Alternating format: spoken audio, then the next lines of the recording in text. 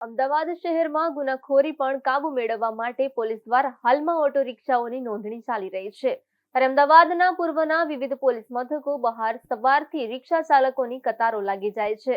અમદાવાદના રસ્તાઓ ઉપર દોડતી 2 લાખ જેટલી ઓટો રિક્ષા સ્થાનિક પોલીસ સ્ટેશનમાં નોંધણી કરાવી મુસાફરો અને પ્રજાજનો જોઈ શકે તે પ્રકારે રિક્ષાની આગળ અને પાછળના ભાગે હુડમાં સ્ટીકર લગાવવા પોલીસ કમિશનરે આદેશ કર્યો છે. તમામ પોલીસ સ્ટેશનોને કરેલા આદેશમાં જણાવાયું છે, પ્રજાની સલામતી માટે 15 દિવસમાં ઓટો રિક્ષાઓમાં સ્ટીકર લગાવવામાં આવે અને તેનો અમલ કરાવવો.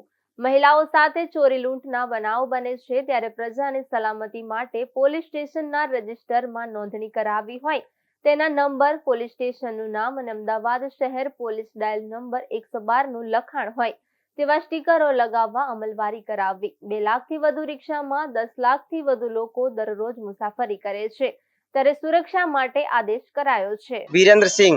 वीरेंद्र भाई, जो रिक्शा में जो पोस्टर लगाए हैं तो अभी आ रहा है, तो उसके बारे में क्या बोलना चाहेंगे?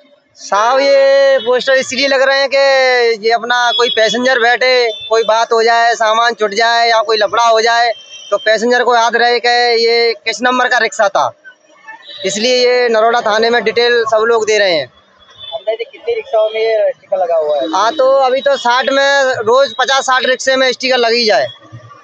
तो अभी आप पब्लिक को क्या ऐसा बोलना चाहोगे कि स्टिकर लगाए तो? अच्छा है ना, पब्लिक के लिए और अच्छा है, पुलिस वालों के लिए भी अच्छा है। ये कोई ऐसा सामान किसी का छूट जाता है रिक्शे में तो कैसे मालूम पड़ेगा, इससे मालूम पड़ जाएगा।